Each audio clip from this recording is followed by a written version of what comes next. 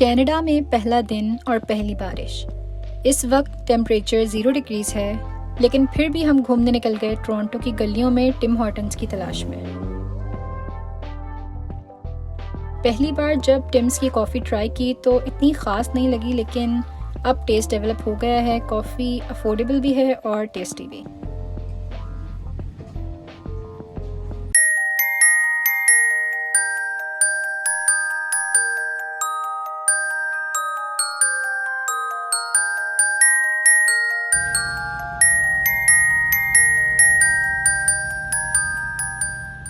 ये मेरी ना सिर्फ कनाडा की बल्कि पूरी ज़िंदगी की पहली स्नोफॉल थी।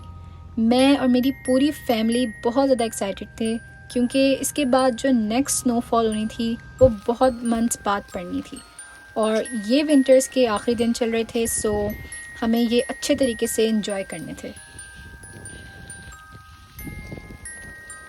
दोबारा स्नो कुछ दिन बाद पड़ी, जब मैं अपनी छोटी बहन को उसके हाई स्कूल से लेकर घर जा रही थी, और ये पूरा सीन बहुत ही हसीन था। जहाँ मैं रहती हूँ वो शहर बिल्कुल एक खूबसूरत जंगल के बीच में शहर है। साथ में बहुत पौधे और बहुत ही हसीन रोड्स हैं। तो ये पूरी वॉक मेरी लाइफ की बहुत ज़्यादा अच्छी वॉक्स में से एक है।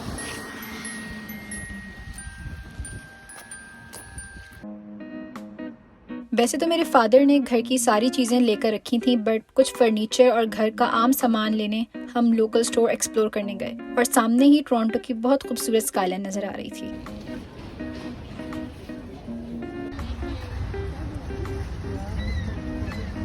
यहाँ के घर पाकिस्तानी घरों से बहुत डिफरेंट हैं और बहुत क्यूट और छोटे से, जैसे हम बचपन में अपनी ड्राइंग्स में बनाया करते थे वैसे ही।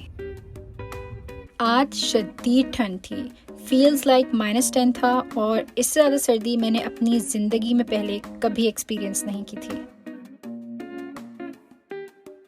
ये हमारा पहला रमज़ान है कनाडा में, और हमारे आने से पहले ही मेरे फादर ने कुछ डिशेस पहले से ही बनाकर फ्रीज कर दी थी। पाकिस्तान से ही मेरी मामा को बहुत शौक था कि रमज़ान में घर सजाएं, और यहाँ तो क्योंकि अजान भी नहीं होती तो वो फील ही नहीं आ रही थी। इसलिए हमने पहुँचने के 2 दिन बाद ही अपनी सारी डेकोरेशन का सामान निकाला, घर को सजा दिया उन लाइट से जो हम पाकिस्तान से लेकर आए थे। और ट्रस्ट मी, जब घर हमने सजा दिया उसके बाद जो रमज़ान की सारी फील आई वो अलग थी, क्योंकि यहाँ पर मेरे इलाके में ज़्यादातर गोरे रहते हैं। देसी भी नहीं है कि चलो लगे कि लोग नमाज़ पढ़ने जा रहे हैं, लोग रोज़ा रख रहे हैं। हम बिल्कुल अकेले ही मुस्लिम्स थे, ना अजान होती है। इवन तो हम लोग फ़ोन पे अजान लगा लेते थे, टीवी पर कुछ तिलावत लगा लेते थे, लेकिन वो बात नहीं थी जो कि पाकिस्तान में होती है।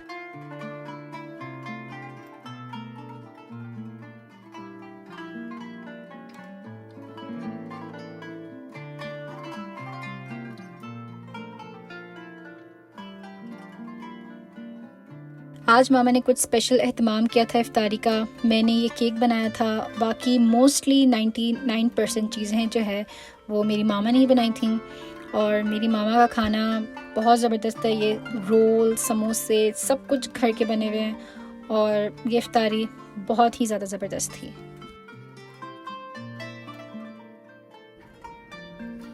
मैं यहाँ पर इतना फारिग होती हूँ, ना जॉब ना यूनिवर्सिटी, और ठंड में जब धूप निकले तो मैं फ़ौरन वॉक के लिए निकल जाती हूँ। बेशक रोज़ा ही क्यों ना हो, क्योंकि प्यास तो नहीं लगती इतनी ठंड में, लेकिन धूप बहुत अच्छी लगती है जब इतनी ठंड हो। तो मेरे फादर यहाँ पर 3 साल से रह रहे हैं और उनके काफ़ी दोस्त हैं।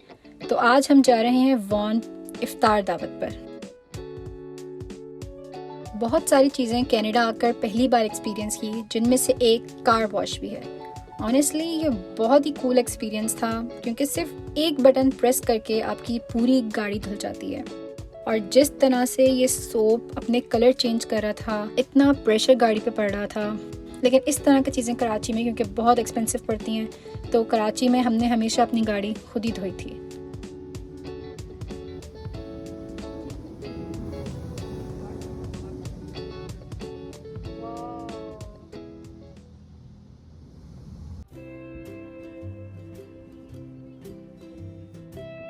सीरियसली हमने एक्सपेक्ट नहीं किया था कि यहाँ भी देसी रेस्टोरेंट्स इतने अच्छे होंगे, क्योंकि यहाँ पर खाना इतना स्पाइसी नहीं होता, क्योंकि मैं कराची से हूँ जहाँ की बिरयानी सबको पता है कि बेस्ट है, तो सबको खाना यहाँ का बहुत पसंद आया।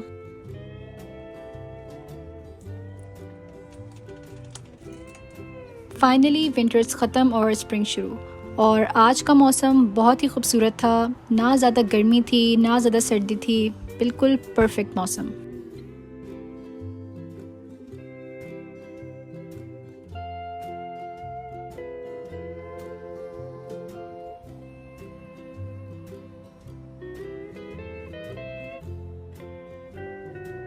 इस दिन जब मैं बाहर निकली तो मुझे बिल्कुल ऐसा लगा कि मैं पाकिस्तान में आ गई हूँ, क्योंकि इतने सारे लड़के क्रिकेट खेल रहे थे और लग ही नहीं रहा था कि मैं कनाडा में हूँ।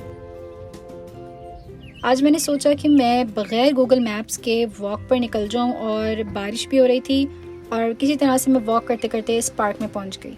और यहाँ पर इतनी ग्रीनरी थी, और बारिश के बाद ये पार्क और इस सड़कें बेइंतहा खूबसूरत लग रही थी।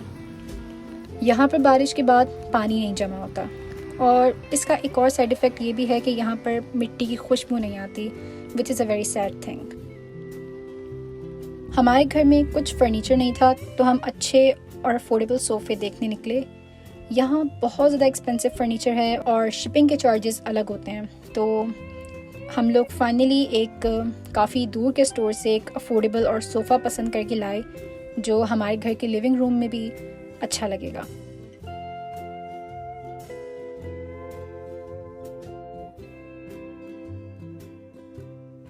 अगर इंटरनेट पे सही से सर्च किया जाए तो ज़रूरी नहीं है कि आप महंगी से महंगी चीज़ें लें, और आपको अफोर्डेबल और बहुत बहुत कम पैसों में अच्छी चीज़ भी मिल सकती है।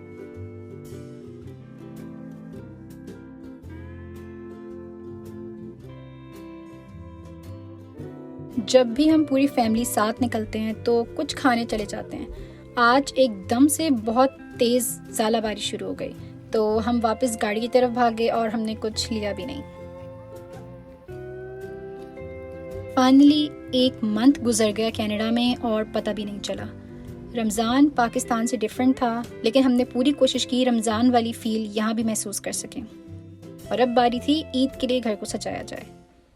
ईद थोड़ी मुश्किल थी, क्योंकि पहली बार अपने रिलेटिव से नहीं मिले, तो सिर्फ ईद की नमाज के बाद अपने फादर के फ्रेंड के घर गए और जितना हो सका ईद को एंजॉय करने की कोशिश की, क्योंकि इस ईद पे या तो ईदी होती है या तो खाना होता है। तो हमने कहा कि सिर्फ एक दिन है तो उसको अच्छे तरीके से एंजॉय किया जाए, खाना खाया जाए और जितना हो सके कुछ रिलेटिव्स और दोस्तों से मिल लिया जाए। तो ये था मेरा फर्स्ट मंथ कनाडा में, जो कि बहुत सिंपल गुजरा रमज़ान की वजह से। ना हम ज़्यादा बाहर गए ना कुछ देखा, लेकिन नेक्स्ट ब्लॉग से मैंने न्यू सीरीज शुरू करूँगी जिसमें मैं जॉब हंटिंग और कनाडा एक्सप्लोर के व्लॉग्स डालूंगी। So I really hope you guys like this one, and please wait for new vlogs. Thank you.